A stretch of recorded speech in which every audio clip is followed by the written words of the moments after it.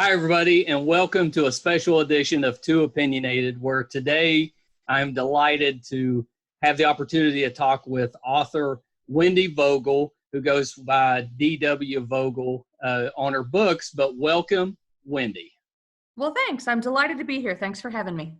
Yeah, this is great. I look forward. I've always been a reader. And I started at a really young age with a lot of the classics and Lord of the Rings. Kind of got me into the fantasy realm. So I'm always excited to talk to authors. So Fantastic. Really great to meet you in person. Well, excellent. I'm glad to be here today. Well, let me ask you this to start. I saw that you're going to be at the Cincinnati Comic-Con this year. Were you at the one last year? Yes. Yeah, we're always there at Comic Expo. Me and a couple of other author friends usually put together a table or two, and it's a great chance to get out and meet with fans. And they put on a really good show. Well, I was pretty sure that we saw you there. That was in last September. Yep. We cover that one. Brett and I come in and cover that one, and we'll be there this year too. So we'll make sure to actually come and talk to you this year. Yeah, absolutely. Stop by. I don't know where our table will be, but we're reserved for this year. So yeah, we'll find you. Yeah, that's that's a really good local show, and I know you grew up, I think, in Ohio. Absolutely. Yep. Yeah, and I'm a West Virginia born and raised, and we've in the past we've had difficulty getting good comic type of shows. When I was growing up, really the only one we had local was Columbus, and now Cincinnati's a really good one. There's several in Kentucky that are good, and we're actually having a pretty big one in Huntington, West Virginia this summer as well. So it's kind of nice to see that we're not being left out. Absolutely. Yeah, I'm getting ready. Assuming it happens, Gem City up in Dayton will be my next Comic-Con. So yeah, that's a nice one. Yeah, it really is. I love getting out and doing shows and meeting people. Ohio Anna Book Festival is another one that I love to do, and that's coming up in April as well. So lots going on. Yeah, lots going on. Well, let's, I jumped ahead a little bit, but let's start with, why don't you introduce yourself and give our listeners and our viewers just an idea of, what it is you do and a little bit, about what got you into writing. Sure. Well, I am D.W. Vogel, which stands for Dr. Wendy Vogel. I'm a veterinarian. I'm a cancer survivor. I'm a marathon runner. I am a game developer.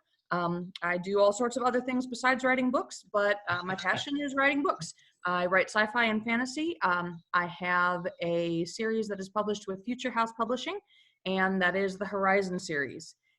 We've got book 4 of the series getting ready to come out on April 14th. So that's exciting. Very, very much looking forward to that. That'll be book 4 in a series of 5. The 5th and final book will be out should be in November. It is just finishing final edits at this point, and then it's just a question of when my publisher has everything ready to go. So yeah, very exciting. What got me into writing? Everybody that's a big reader always says, you read a book and you go, well, I could do that. I've got a story in me. I've got a story I want to tell. We all say it, and it's really true. Absolutely. For most of us. Everybody's got a story that they can tell, but something has to make you get off your bum and actually write the story, actually type out the words. And for me, that was when I got cancer 9 years ago. It changes everything. And suddenly you go, you know what? Maybe I don't have forever. Maybe I really do need to sit down and write my book. So that is what I did. And many manuscripts later, here we are. So yeah, unfortunately, that was the trigger that got me to do it. But in a very weird way, it's kind of the best thing that ever happened to me, because I don't know if I still would have sat down and written my book if I didn't have that kick in the pants to know now's the time, sit down and do it. Yeah, I love that, and I love the fact that you took such a negative and such an impactful thing that happened to your life and turned it into a positive. I mean, who knows what you'd have been doing otherwise. Sure. So Well, I'll tell you that's really exactly cool. what I was doing. I was my husband is a chef, so he works a lot of nights, and so I was home by myself night after night, and I was literally in the middle of Diablo 3. I was playing through Diablo 3, and Yep. I'm smashing barrels and getting loot, and I suddenly thought, what the heck are you doing? You are spending hours and hours and hours on nothing. Sit down and write your book. So that was Yeah. what I did. Yeah, that was what I did. Eventually finish Diablo 3, but I also finished that first book. Well, that's terrific, and I'm sorry that Brett, as I mentioned to you, he's taking a final, but he's the writer in the family, and Yeah. he's in school for film editing, and Excellent. he writes every day, which I'll give him a lot of credit for. He's done that for years, and his problem is he has trouble staying with one story. I get all involved and invested in whatever he's writing, and then he skips to something else. But the fact that he's 20 and he's writing and has been writing, that's a lot farther than a lot of us get. So. Absolutely. Yeah. I'll make him come back and watch this, because that's really great. So what was your first novel? My first novel was Flame Walker. It is I call it my feminist fantasy. It is a world where only women have magic, and women rule wisely with their magic, and everything goes real well until a man learns how to steal women's magic. And then things go just about how you would imagine they go. That was originally published through Word Branch Media, and that book is still available. That was my very first book. And after that, I kind of switched over, left the fantasy world and went into sci-fi and started on the Horizon series, which is kind of where we are right now. Yeah, and I love I haven't read it, but I went back and made sure to find parts of it that I could check out, and that's one I think I'll definitely read, because it reminded me just a little bit, and I think that's what you always do with books, is you're like, oh, that's kind of like this other book I like, so maybe I'll try it out. It reminded me a little bit of Wheel of Time. The women having the magic, and in Wheel of Time the men can access magic, but drives them mad.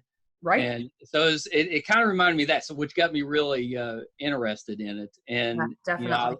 And it if you go to Amazon and look it up and just read the preview, just the couple pages that it allows you to read, it sucks you right in.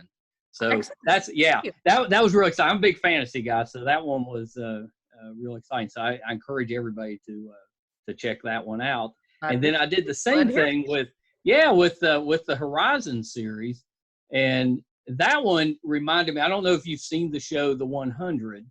I'm familiar with it. I have not seen all of the 100. Yes, well, it's based on a series of books, and it's only similar to what you're writing, in the fact that you had a group of people that had to leave Earth, and find a new planet. But I absolutely, the part that struck me, I think, right off, is the dialogue and the relationships that you're building between the smaller family in the opening story. And I love that, with the dad staying on the ship, with the older boy interacting with his mom, and just how she's dealing with the whole situation of being on a new planet and kind of having to raise these kids by herself. I thought, that's a part that a lot of authors struggle with, is that family dynamic and dialogue.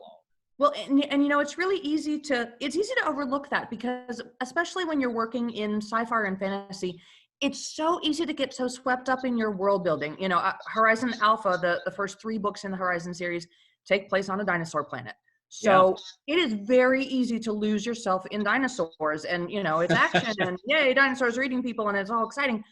But none of that really matters if you do not care about the people. If you don't care who gets eaten, then you don't care about what's happening in the book. So making sure that you are focused on, this is my main character and this is what they want. And in that series, at least in book 1 of the series, it's to make sure that the power for the electric fences stays on, because without power, the dinosaurs get in and everybody dies. Yeah. So keeping it very, very personal to your main character is how readers will connect with your story. And that's really, I think, what makes the difference in good sci-fi and fantasy versus stuff that you forget right away.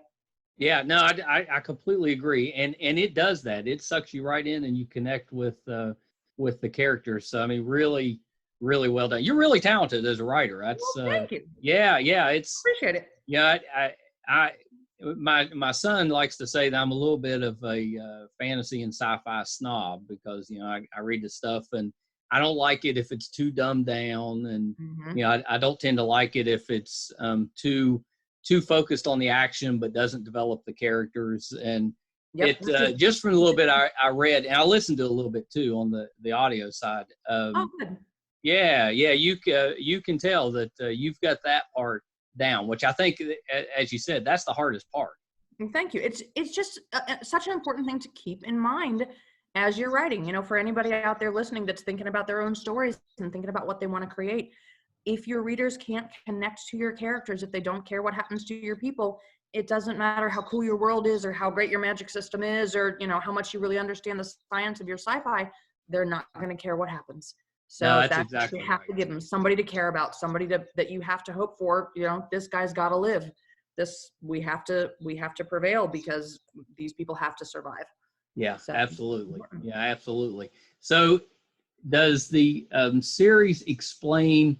They leave Earth, they land on this planet that's so far away, and there's dinosaurs on the planet. Does it ever get to the point where it says this is how the dinosaurs got here, or this what happened? To so develop this planet. So it kind of very, very vaguely. So the whole Horizon series is meant to be accessible to upper middle grade readers.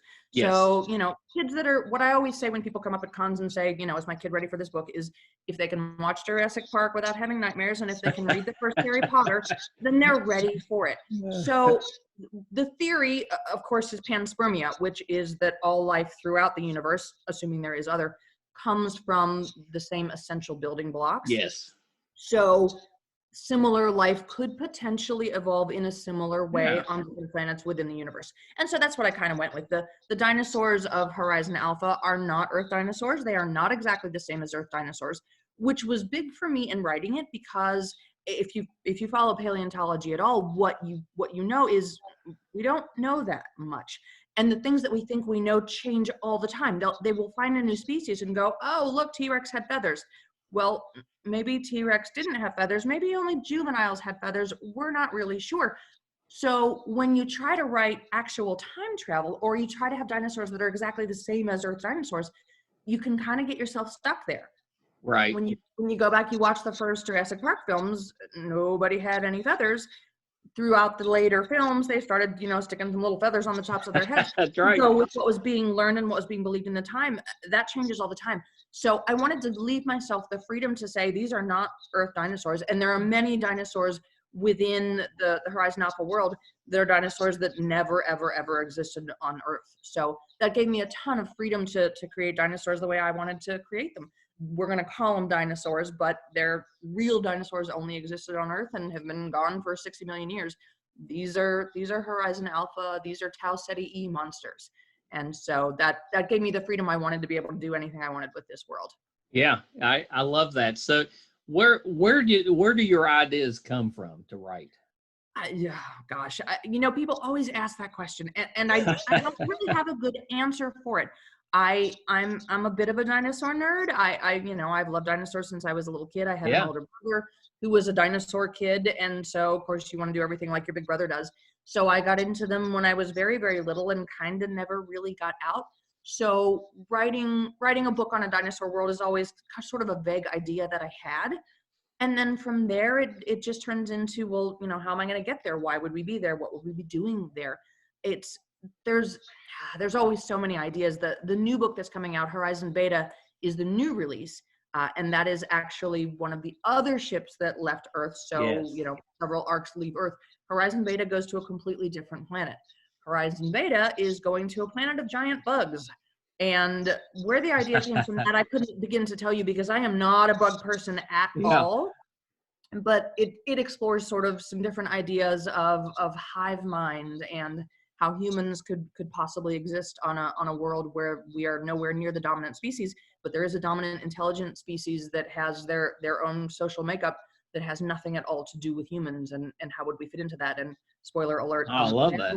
We fit in very, very badly. It doesn't go well because that's how stories go. So where do my ideas, I feel like I somewhat kind of will my ideas into existence. I'll start with just a tiny little germ of, I want to write a dinosaur book. Or in the case of the first Horizon Alpha, what I really wanted was to write a book with a ticking clock. I wanted very much, it was really important to me with the first Horizon Alpha book to say, there is a time limit. This is what the characters have to accomplish, which is get the power core to keep the fences on, to have that ticking clock in the background of everything that we do there, Right. keep the tension high. Because it's again, with the whole world building and, magic systems and all that, it's very easy to get a little bit meandery and kind of wander off of what you're supposed to be doing. And putting myself as a writer in the position of tick-tock.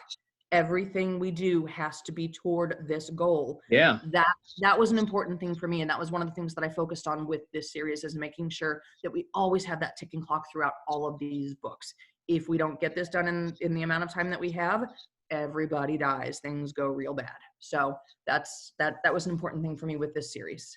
Yeah, I love that. That's it's exciting. It's a good series. If I was, I'm gonna read it now, but if I was probably early to mid teens, I'd have been eating that up, because that's when dinosaurs were really big with me. Absolutely. Yeah. It's, dinosaurs never go away. Dinosaurs are always awesome. They're always so big. And, I think with me, it was, what was the movie?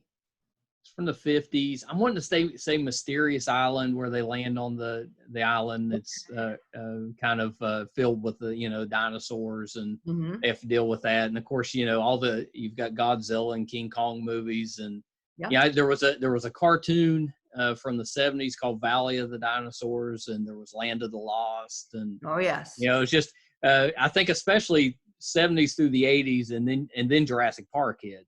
It's just been dinosaurs all the time. So there's a couple of generations there that really grew up with that. And you're taking it off planet, which I don't think anybody else has ever done. So I think that's really cool. Done before, but I mean, everything's been done before. There are no truly new ideas. It's just in how you present them. So the ideas of dinosaurs or dinosaur-like creatures on other planets, that has been done, but this is my story, and this is how I think things could go.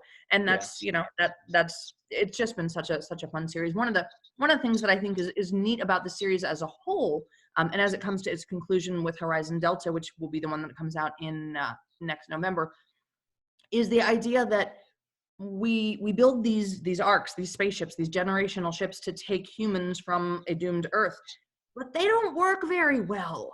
Right. So often you read, we're going to build spaceships, and we're going to invent, this faster than light travel and do all these things. And you build a ship and it just works and everything is perfect. And that is not probably what would really happen. If we have learned anything from, the history of mankind in space travel, things don't always go well, and we have to learn from our mistakes and do better. So none of these ships really work all that well. Yeah. Something bad happens to all of them to kind of derail what they think is happening in their voyage. And so that's one of the things that I really enjoyed writing is, this one, things are not ever going to go according to plan. We have no idea how to build a spaceship for real that would actually do this. So we're going to try to cobble it together and do the very best we can. But that's a huge part of why things are just not going to go right. That's right. Yeah, I really love the whole concept. Do the ships on the different planets, do they tie together at some point in the series? Do they meet up? Oh, they do. Okay. They do. Yeah. So Horizon Alpha, which is a 3-book series, is all on the dinosaur planet. Horizon Beta is on the planet of giant insects.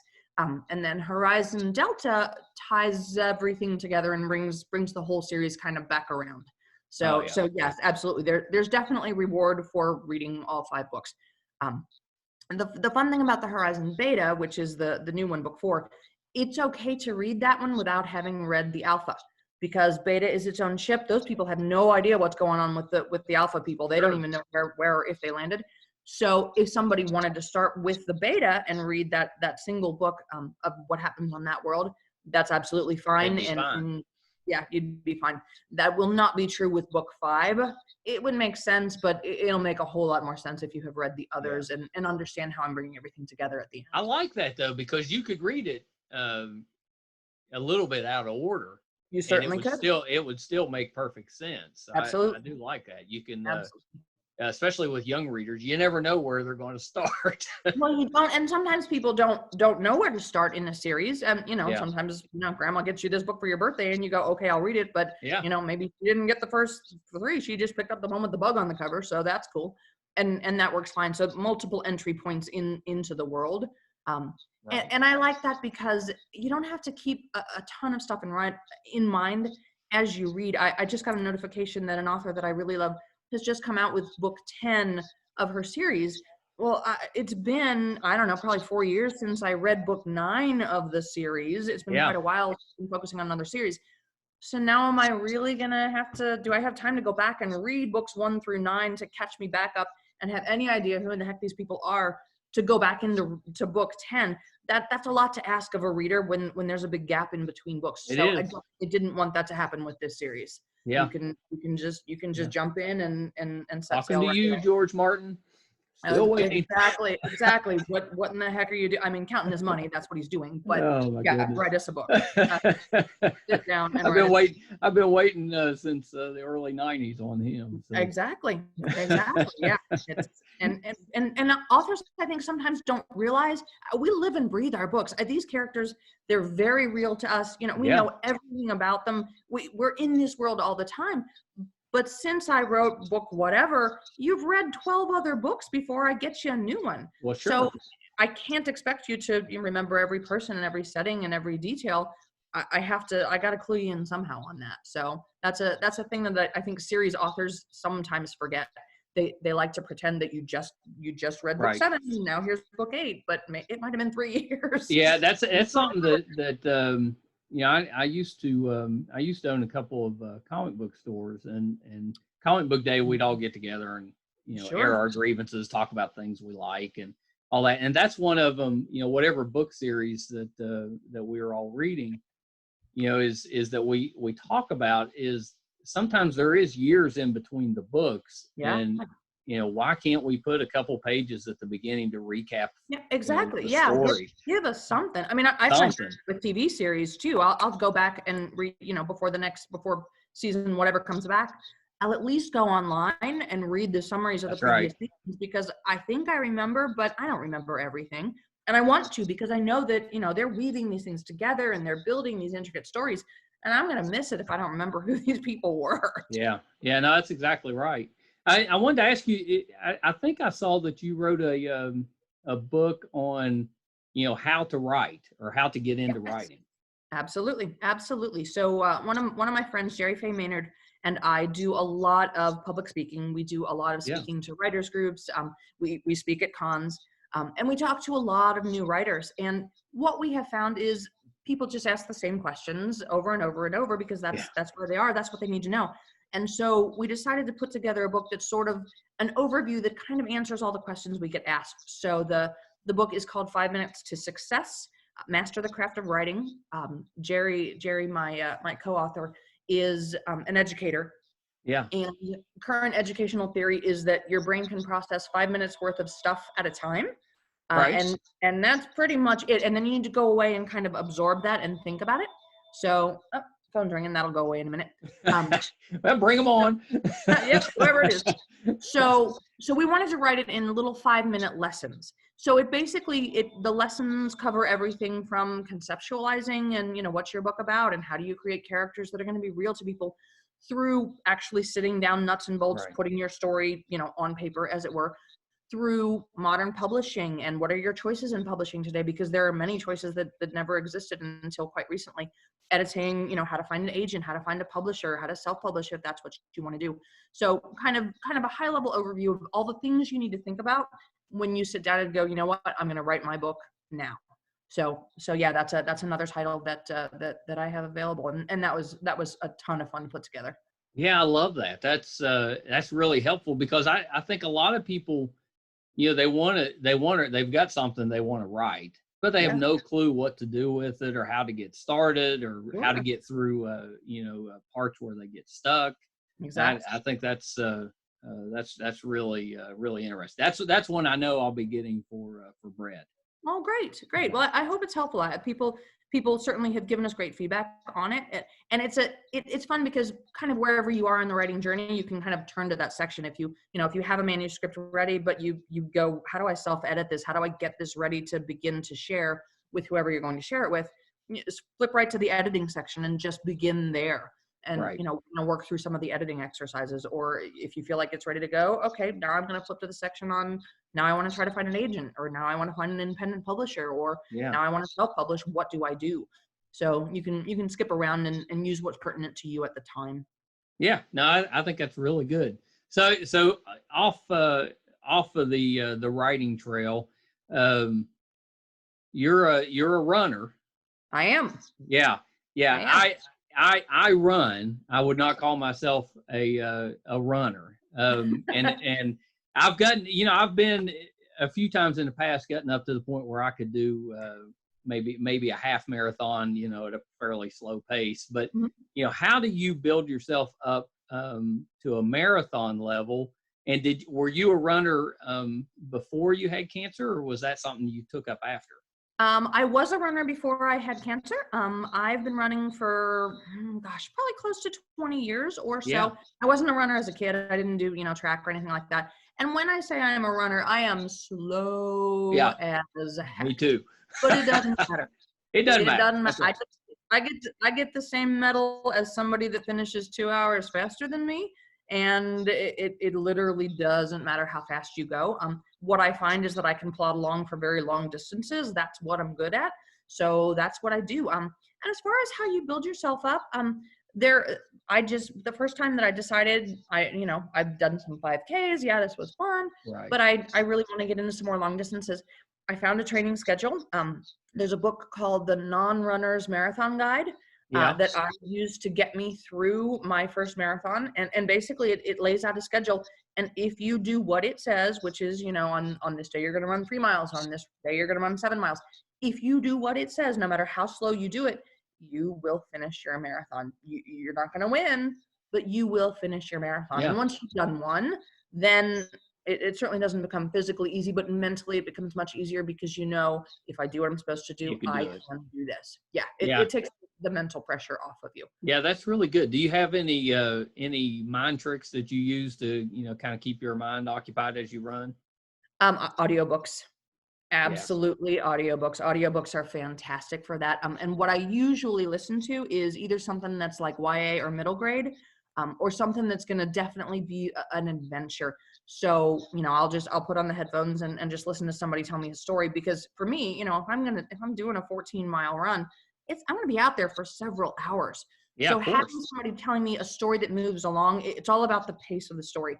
If you're reading, some adult literary fiction, and it's just, on and on and on. That's and on, right. of, blah, blah, and this is what they're thinking and what they're wearing. And oh my God, that won't get you anywhere. But if you stick with something that's YA or middle grade, that's going to have that move along pace. That's right. That younger readers absolutely demand, then that will absolutely keep you going. And what you'll find is that the story is going really well and you're listening and you want to know what happens. So, well, maybe I'll just do another little half mile. Maybe I'll just keep going into the end of this chapter just to see what happens. See what happens. Yeah, that's really good. Do you listen to any of your own stuff?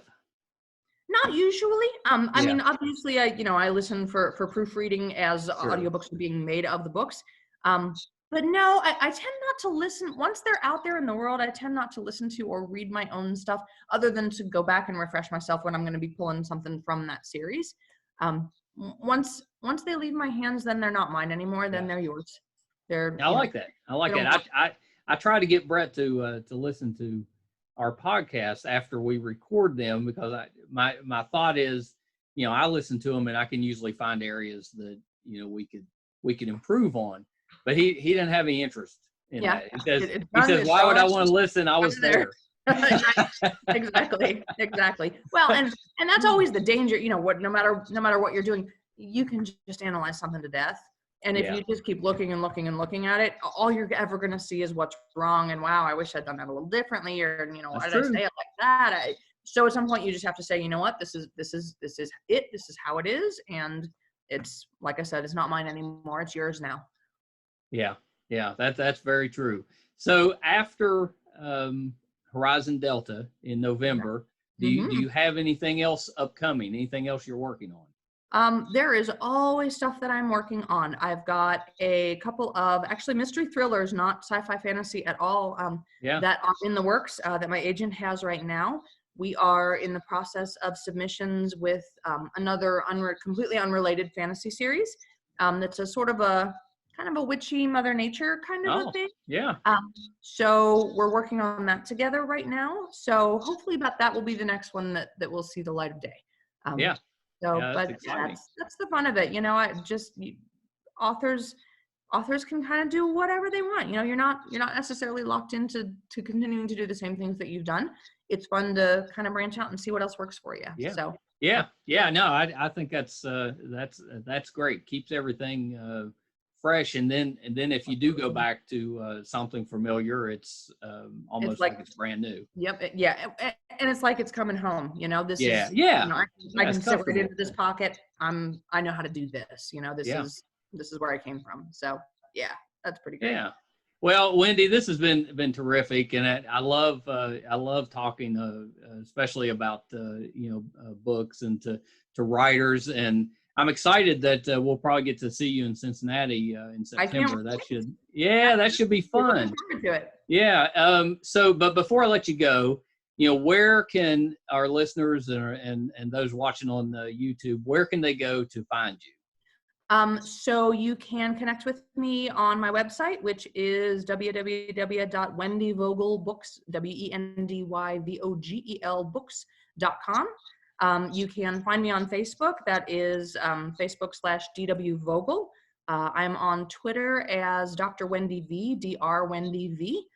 Yep. And so that's the easiest places to find me. And then all my books are, of course, available on Amazon because everything on earth is available on Amazon. So for the Horizon series, Horizon Alpha, Horizon Beta is up for pre-order. Will be out April 14th.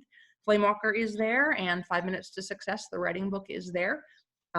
But all are available through all bookstore outlets as well. So if your local bookstore or library doesn't have them, ask them and they can get them.